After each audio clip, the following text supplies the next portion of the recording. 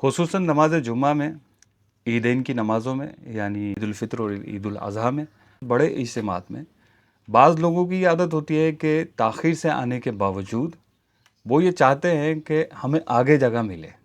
آگے جا کر بیٹھنے کا بڑا شوق ہوتا ہے، آگے بیٹھنے کا۔ اپنی اس بیکار عادت کی وجہ سے یہ لوگ جتنے بھی وہاں شرکائے محفل ہوتے ہیں یا جمعہ یا عیدین میں حاضر لوگ ہوتے ہیں، ان کے لیے تکلیف کا باعث بن جاتے ہیں۔ لوگوں کو کندھے پھلانگتے ہوئے آتے ہیں، آئیں گے پیچھے سے آ کے مخصوص انداز میں کندھے پہ ہاتھ لگائیں گے، کیا راستہ دو، مجھے آگے جانا ہے، اور یوں لوگوں کو تنگ کرتے ہوئے، کندھے پھلانگتے ہوئے، یہ جہاں ان کو کہیں تھوڑی بہت جگہ نظر آتی ہے وہاں جا کر یہ بیٹھ جاتے ہیں۔ جبکہ محفل کے آداب یہ ہیں کہ جب آپ کسی محفل میں آئیں تو جہاں جگہ ملے آپ وہاں بیٹھ جائیں، لوگوں کے کندھے پھلانگنے کی کوشش نہ کریں۔ لیکن چونکہ ان کو آگے بیٹھنے کا شوق ہوتا ہے، وہ شوق انہیں کھینچ کر لے جاتا ہے اور وہ آگے جا کر بیٹھ جاتے ہیں۔ لوگ پریشان ہوتے ہیں، تنگ ہوتے ہیں ان لوگوں سے، لیکن کچھ کہہ نہیں پاتے کیونکہ وہ موقع ایسا نہیں ہوتا کہ ان کو کہا جائے کہ آپ یہ کیا کر رہے ہیں۔ جبکہ یہ عادت ان کی بالکل غلط ہے، اور اس میں جو بیٹھے ہوئے لوگ ہیں ان کی بے عزتی بھی ہے کہ ان کے آپ کندھے پھلانگ رہے ہیں، اور شریعت میں مسلمان کی بے عزتی کرنا یہ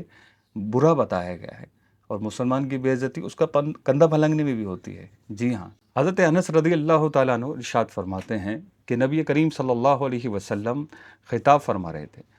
تو ایک شخص آیا اور لوگوں کے کندھے پھلانگتا ہوا نبی کریم صلی اللہ علیہ وسلم کے قریب آ کر بیٹھ گیا۔ جب نبی کریم صلی اللہ علیہ وسلم نماز پڑھا چکے تو آپ نے ارشاد فرمایا، اے فلاں، تجھے ہماری جماعت میں شامل ہونے میں کس چیز نے روکا؟ تو اس نے عرض کی کہ میں چاہتا تھا کہ اس جگہ پر بیٹھوں جہاں آپ کی نگاہ مجھ پر پڑے۔ تو اللہ پاک کے آخری نبی صلی اللہ علیہ وآلہ وسلم نے ارشاد فرمایا، میں نے تمہیں لوگوں کی گردنیں پھلانگتے ہوئے اور انہیں تکلیف دیتے ہوئے دیکھا ہے۔ جس نے کسی مسلمان کو تکلیف دی اس نے مجھے تکلیف دی، اور جس نے مجھے تکلیف دی اس نے اللہ پاک کو تکلیف دی۔ تو دیکھا آپ نے کہ لوگوں کی گردنیں پھلانگنا کس قدر برا ہے، حالانکہ ان صاحب کی جو نیت تھی وہ کتنی پیاری تھی کہ میں وہاں بیٹھوں جہاں نبی کریم صلی اللہ علیہ وسلم کی نظر مجھ پر پڑے، لیکن طریقہ کار غلط تھا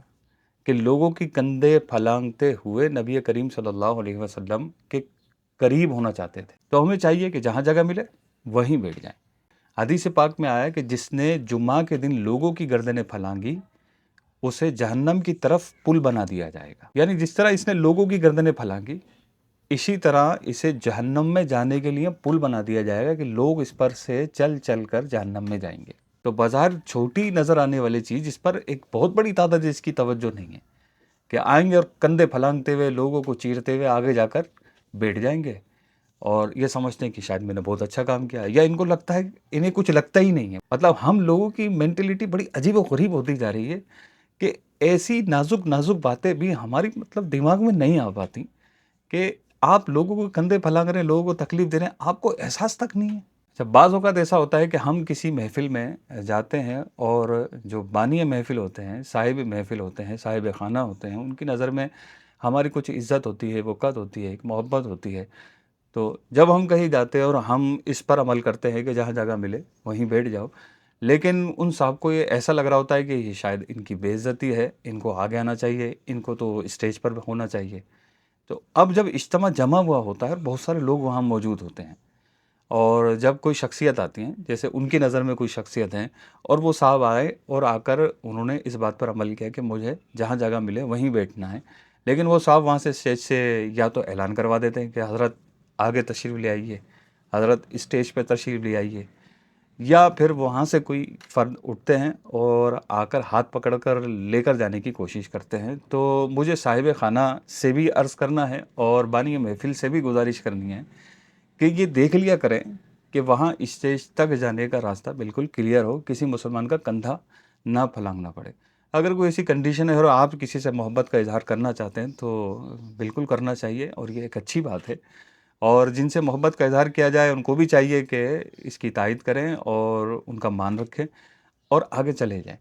لیکن جہاں اس طرح کی محفل ہو کہ جہاں لوگوں کے کندھے پھلانگ کر جانا پڑے، لوگوں کو پریشان کر جانا پڑے، تو وہاں مہربانی کر کے نہ تو صاحب خانہ کو آگے بلائیں اور نہ ہی وہ اپنے دل میں اس طرح کی خواہش آنے دیں کہ مجھے آگے بلانا چاہیے، مجھے تو اسٹیج پہ بلایا ہی نہیں، مجھے تو آگے بلانے کے لیے کہا ہی نہیں، کسی کو بھیجا ہی نہیں۔ تو یہ چھوٹی چھوٹی باتوں کو اتنا زیادہ فیل نہیں کرنا چاہیے کہ مجھے آگے نہیں بلایا۔ ارے نہیں بلایا تو کیا ہو گیا، محفل میں تو آئے، آپ کی حاضری تو ہو گئی، اللہ رسول کی محفل، اللہ رسول کا جہاں نام لیا جا رہا ہے وہاں آپ کی حاضری ہو گئی، یہ سعادت کیا کم ہے؟ اب اسٹیج پر وہ سعادت ملے گی یا نیچے وہ سعادت ملے گی، کہاں ملے گی، یہ اللہ بہتر جانتا ہے۔